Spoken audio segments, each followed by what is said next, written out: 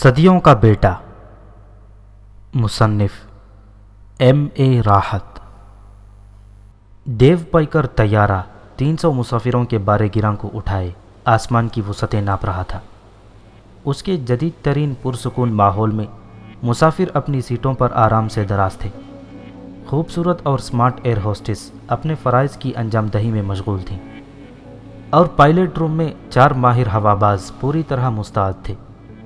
New York airport سے پروانہ کیے ہوئے پورے 7 گھنٹے گزر چکے تھے، اور ٹھیک 1 گھنٹے بعد طیارے کو ایک اور بین الاقوامی ایئرپورٹ پر اتارنا تھا، جہاں تھوڑی دیر کے قیام کے بعد اسے آگے روانہ ہونا تھا۔ پرسکون ماحول میں سفر کرنے والے مسافر اپنی سیٹوں پر دراز سو رہے تھے، سوچ رہے تھے اور اپنے ہم سفروں سے گفتگو کر رہے تھے۔ ان لوگوں نے اپنی زندگی کی حفاظت ان 4 ہوابازوں کے سپرد کر دی تھی جو بلا شبہ ماہر فن تھے اور خود مطمئن ہو گئے تھے۔ پائلٹ کیبن میں مصروف ہواباز طیارے کی پرواز سے مطمئن تھے۔ صرف 1 گھنٹہ باقی رہ گیا تھا، جس کے بعد انہیں کچھ دیر آرام کا موقع ملنے والا تھا۔ وہ اس 1 گھنٹے کے سفر کو کامیابی سے جاری رکھنا چاہتے تھے، لیکن قدرت ان کے اس ارادے کے خلاف تھی۔ حالات ایک پراسرار کہانی کو جنم دینے کی تیاریاں کر رہے تھے۔ چنانچہ طیارے نے 8ویں گھنٹے کے پہلے 8 منٹ کا سفر طے کیا تھا کہ طیارے کے آلات ایک خوفناک طوفان کی نشاندہی کرنے لگے۔ ریڈار طوفان کی سمت کا اشارہ کرنے لگے اور پائلٹ چونک پڑے۔ انہوں نے طیارے کی تیز رفتار کنٹرول کی۔ طوفان کی نشاندہی کے بعد تیز پرواز ہوابازی کے اصول کے خلاف تھی۔ رفتار کنٹرول کرنے کے بعد انہوں نے دوسرے آلات سے طوفان کی قسم اور اس کی شدت کا جائزہ لینا شروع کیا، اور طوفان کی کیفیت معلوم کر کے ان 4 کی آنکھوں میں تشویش کے آثار ابھر آئے۔ طوفان اسی فضائی پٹی پر تھا جہاں سے وہ گزر رہے تھے، اور جہاں انہیں اپنا باقی سفر جاری رکھنا تھا، اور اس قدر شدید تھا کہ اس میں طیارے کو گزارنا انتہائی خطرناک تھا۔ چنانچہ وہ 4 سر جوڑ کر بیٹھ گئے۔ جس علاقے میں طوفان ہے اور جس لائن سے ہم گزر رہے ہیں، یہاں پہاڑ نہیں ہے اور ایسی کوئی بلندی نہیں ہے جس میں طیارے کو نقصان پہنچ سکے۔ چنانچہ کیوں نہ نیچی پرواز کر کے گزارا جائے۔ ایک پائلٹ نے رائے دی۔ مجھے اس رائے سے اختلاف ہے۔ طوفانی جھکڑ طیارے کے توازن کو خراب کر سکتے ہیں، اور پھر آلات کے مطابق فضا اس قدر گدلی ہے کہ ہم کوئی اندازہ نہیں کر سکتے۔ اس سے بہتر تو یہ ہے کہ ہم زیادہ بلندی پر پرواز کریں اور طوفان کے اوپر سے گزر جائیں، ایک دوسرے پائلٹ نے کہا۔ اور مجھے تم دونوں سے اختلاف ہے، تیسرے پائلٹ نے کہا، جو عمر میں باقی تینوں سے بڑا اور تجربے میں ان سے زیادہ تھا۔ تب پھر کیا رائے ہے مسٹر سسکو؟ چوتھے پائلٹ نے، جو ابھی تک خاموش تھا، بے چینی سے پوچھا۔ میرا خیال ہے رخ بدل دیا جائے۔ ہمیں یہاں خود اعتمادی سے کام لینا ہوگا۔ طوفان کی شدت بتاتی ہے کہ ہمیں اس لائن سے گزرتے ہوئے سخت خطرے سے دوچار ہونا پڑے گا۔ یوں بھی کنٹرول ٹاور کو طوفان کی اطلاع مل چکی ہوگی۔ فاصلہ بھی زیادہ نہیں ہے۔ اسی سست رفتاری سے سفر جاری رکھتے ہیں۔ کنٹرول ٹاور سے رابطہ کیوں نہ قائم کیا جائے؟ ممکن ہے وہاں سے ہمیں ہدایات ملیں۔ ٹھیک ہے مائیکل، پلیز۔ یس آفیسر، نوجوان پائلٹ نے کہا، اور وہ کنٹرول ٹاور سے رابطہ قائم کرنے لگا، لیکن وائرلیس پر گڑگڑاہٹ اور ہوا کے شور کے علاوہ کوئی آواز نہیں سنائی دے رہی تھی۔ ایسا لگتا تھا جیسے بڑی بڑی چٹانیں لڑک رہی ہوں۔ پائلٹ کوشش کر رہا تھا، لیکن کئی منٹ کی کوششوں کے بعد بھی ناکامی کا منہ ہی دیکھنا پڑا۔ دوسرے پائلٹ بھی اس صورتحال کو دیکھ رہے تھے۔ نوجوان پائلٹ نے بے بسی سے دوسرے لوگوں کو دیکھا اور پھر وائرلیس سیٹ آف کر دیا۔ طوفان کی شدت کا اندازہ ہو چکا ہے۔ کیا اب بھی ہم اس طوفان سے مقابلہ کر کے مسافروں کی زندگیاں خطرے میں ڈال سکتے ہیں؟ قطعی نہیں، دوسرے 2 پائلٹوں نے کہا۔ چنانچہ فوری طور پر رخ بدل دیا جائے، تجربے کار پائلٹ نے کہا، خواہ ہمیں طویل سفر کرنا پڑے۔ اوکے، دوسرے پائلٹوں نے کہا، اور جہاز کا رخ غیر محسوس انداز میں بدل دیا۔ 4 کے چہروں سے پریشانی جھلک رہی تھی۔ چند ساعت کے بعد ایڈمنڈ سسکو نے نوجوان پائلٹ کو ہدایات دیں کہ وہ وائرلیس آن رکھے اور کسی بھی ملک کے کنٹرول ٹاور سے رابطہ قائم کرے۔ اگر رابطہ قائم ہو جائے تو اسے اپنے بارے میں بتائے، اور پائلٹ نے اس کی حکم کی فوری تعمیل کی۔ رابطہ قائم کرنے کی کوشش کی جانے لگی۔ چاروں پائلٹوں نے الگ الگ فرائض سنبھال لیے اور مستعدی سے مسافروں کو کسی بھی منزل پر پہنچا دینے کے لیے تیاریاں کرنے لگے۔ لیکن ابھی چند منٹ بھی نہیں گزرے تھے کہ طیارے کے آلات اس سمت بھی طوفان کی نشاندہی کرنے لگے اور چاروں پائلٹ بوکھلا اٹھے۔ طوفان کی شدت اس طرف بھی اتنی ہی تھی جتنی دوسری سمت، چنانچہ فوری فیصلے کے تحت ایک بار پھر جہاز کا رخ بدل دیا گیا۔ اب وہ تقریباً اسی طرف چل پڑے جدھر سے آ رہے تھے۔ اب رخ کا تعین بیکار تھا، جہاں بھی موت سے پناہ ملے، جس جگہ بھی جہاز کو اتارنے کا موقع مل جائے۔ نوجوان پائلٹ مسلسل وائرلیس پر چیخ رہا تھا۔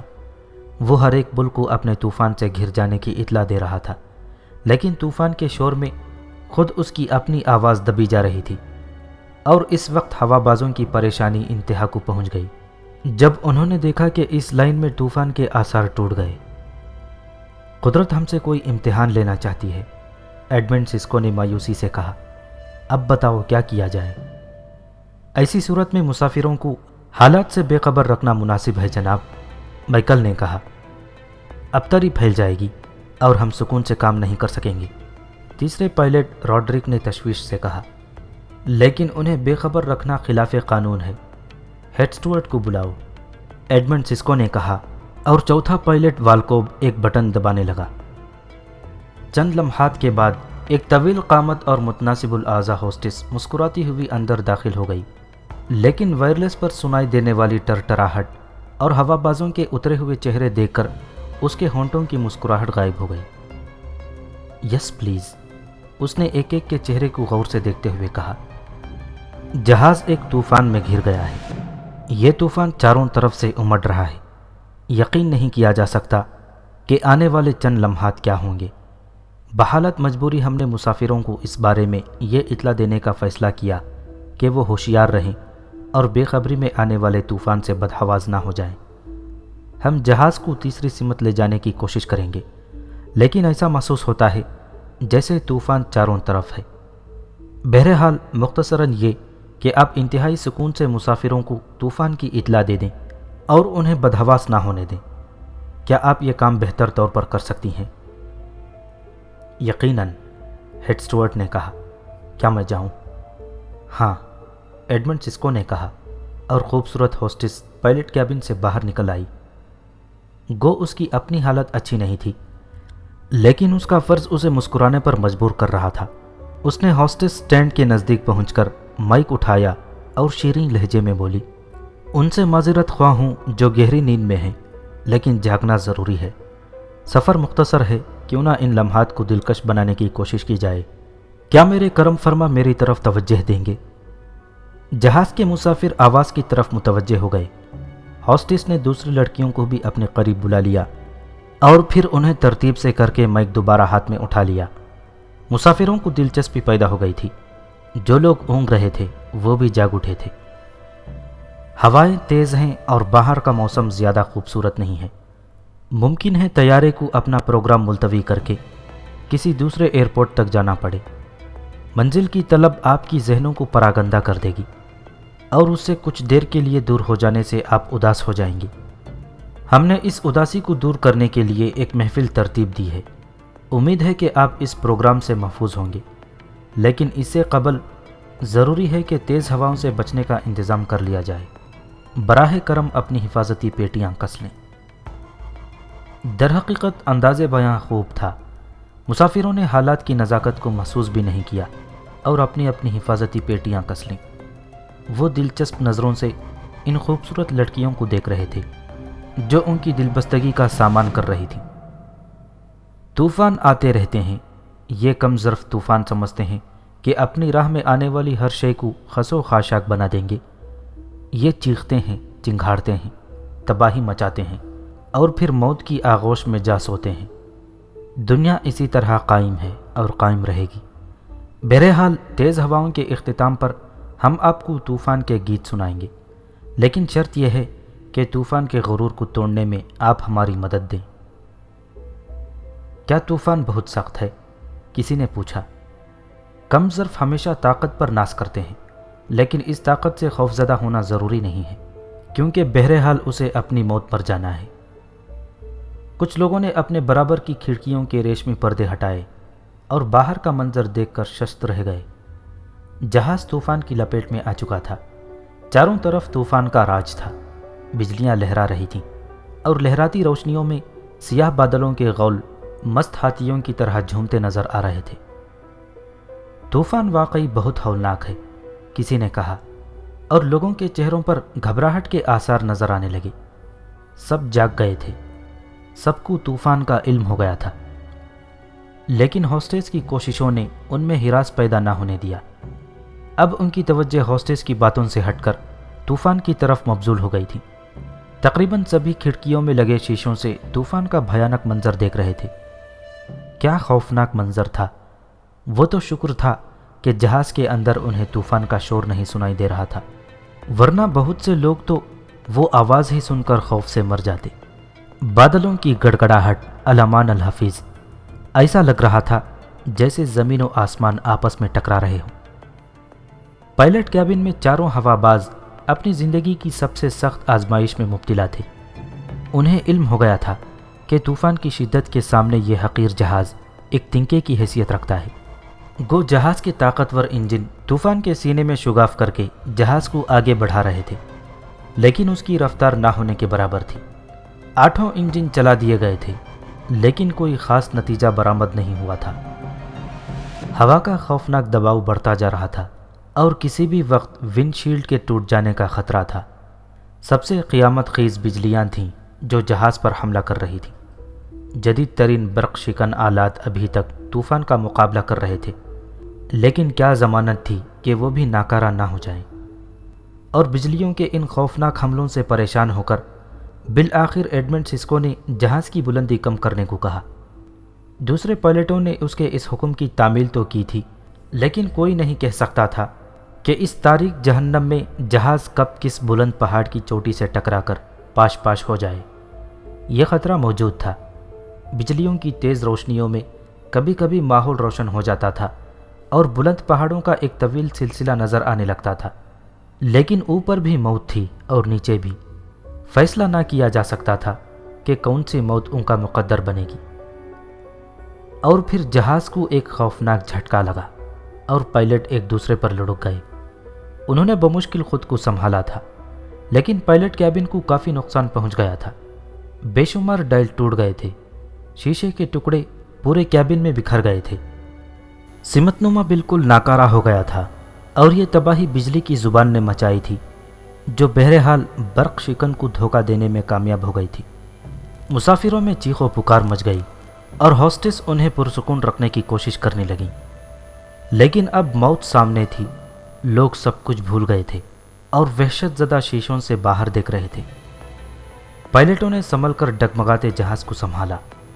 اس کے 2 انجن ناکارہ ہو گئے تھے، اور یہ صرف ایک حملے میں ہوا تھا۔ طوفان نہ جانے کب تک رہے گا، ابھی تو ابتدا تھی۔ پائلٹ اس بات کو محسوس کر رہے تھے۔ مائیکل، ایڈمنڈ سسکو نے لرزتی آواز میں پکارا، اور نوجوان مائیکل اسے دیکھنے لگا۔ حالات ضرورت سے زیادہ خراب ہو گئے ہیں۔ جہاز کے مسافروں کو اب زندگی کی ضمانت نہیں دی جا سکتی۔ کیوں نہ ان لوگوں کو اس بات سے آگاہ کر دیا جائے؟ نہیں مسٹر سسکو، میں اس کے خلاف ہوں۔ اگر موت مقدر ہے تو ان لوگوں کو موت سے قبل اس کا خوف کیوں دیا جائے؟ کیا آپ لوگ حالات سے بالکل مایوس ہو گئے ہیں؟ تھرڈ پائلٹ راڈرک نے کہا۔ ہاں، حالات اب ہمارے کنٹرول سے باہر ہو چکے ہیں۔ اب تو ہم کسی سمت کا بھی اندازہ نہیں کر سکتے۔ نہ جانے ہم کہاں ہیں، جہاز کا رخ کس طرف ہے۔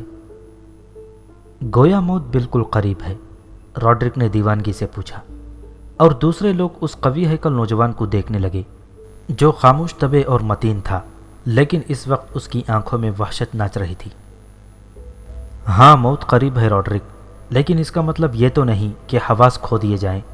آخر ایک دن سب کو مرنا ہے، ایڈمنڈ سسکو نے کہا۔ آپ کا خیال غلط ہے جناب، راڈرک نے مسکراتے ہوئے کہا۔ دراصل میری خواہش یہ ہے کہ جہاز کو ایک ناکارہ چیز سمجھ کر میرے حوالے کر دیا جائے۔ موت نے ہم پر حملہ کیا ہے، ہم اس سے بھرپور مقابلہ کر کے خود کو اس کے حوالے کریں گے۔ اوہ، تم کیا کرنا چاہتے ہو؟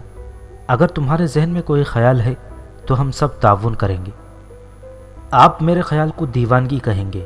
میں جو کچھ کروں گا تجربے اور ہوا بازی کے اصول کے خلاف ہوگا، اور مجھے یقین ہے کہ اس مشکل میں بھی آپ مجھے اس کی اجازت نہیں دیں گے. تم بتاؤ تو ہمیں، ایڈمنڈ نے کہا، اور ایک بار پھر انہیں خود کو مضبوطی سے سنبھالنا پڑا.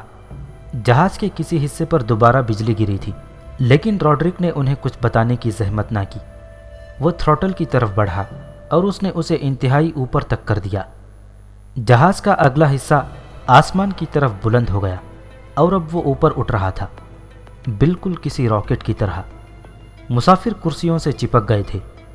ہاسٹس جہاز کے آخری حصے میں گر پڑی تھی اور انہیں کافی چوٹیں آئی تھیں. خود پائلٹ کیبن کے دوسرے طرف جا پڑے تھے. اب جہاز ایک کنویں کی طرح تھا جس کی دیواروں میں نصب شدہ کرسیوں میں انسان لٹک رہے تھے.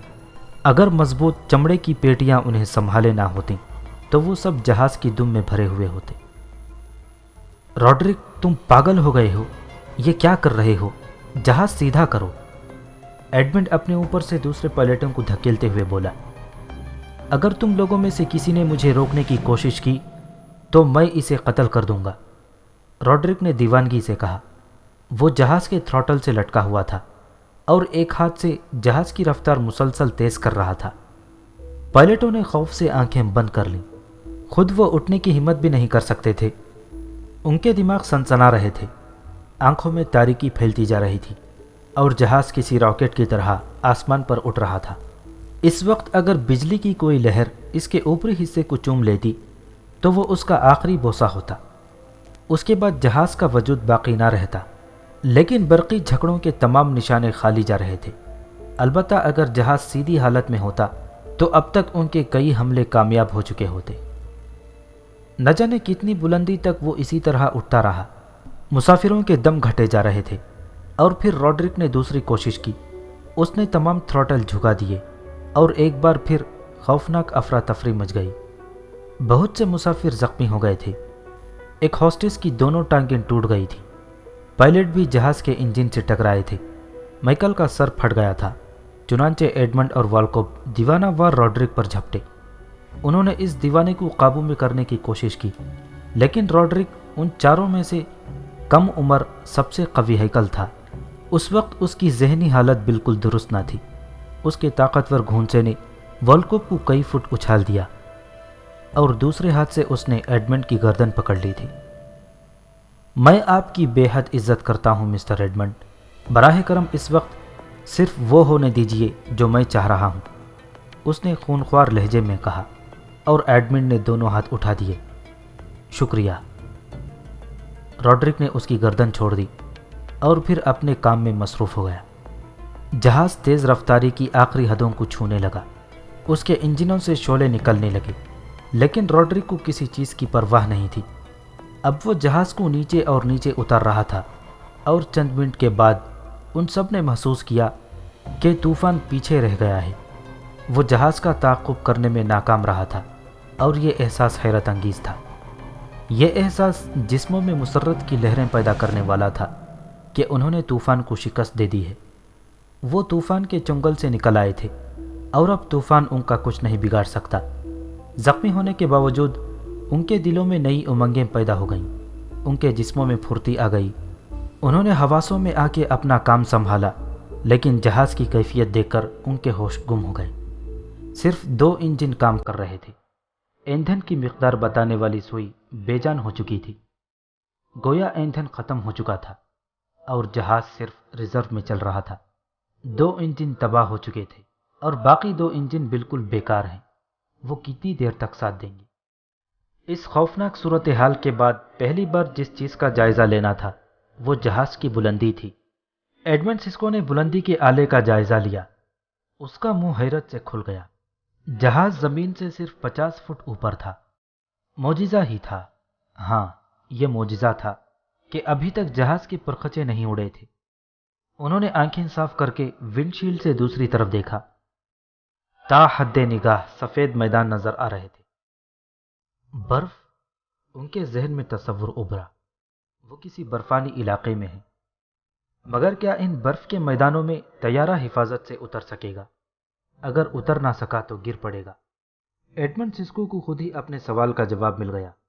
دیر کرنا موت کو قریب تر لانا تھا، چنانچہ اس نے بڑی نرمی سے روڈرک پر اپنا معافی الضمیر واضح کر دیا اور روڈرک کے ہونٹوں پر مسکراہٹ پھیل گئی۔ آپ کا مشورہ درست ہے مسٹر سسکو، یہ لیجئے۔ اس نے طیارے کو پھر خوفناک انداز میں نیچے جھکا لیا اور اس کے ساتھ ہی انجن بند کر دیے۔ طیارے نے برف سے ایک خوفناک رگڑ کھائی اور برف کے سفید ذرات کا بادل بلند ہو گیا۔ ونڈ شیلڈ ڈھک گئی اور پھر طیارہ حیرت انگیز طور پر رک گیا، نہ جانے کیسے، لیکن بہرحال رک گیا تھا۔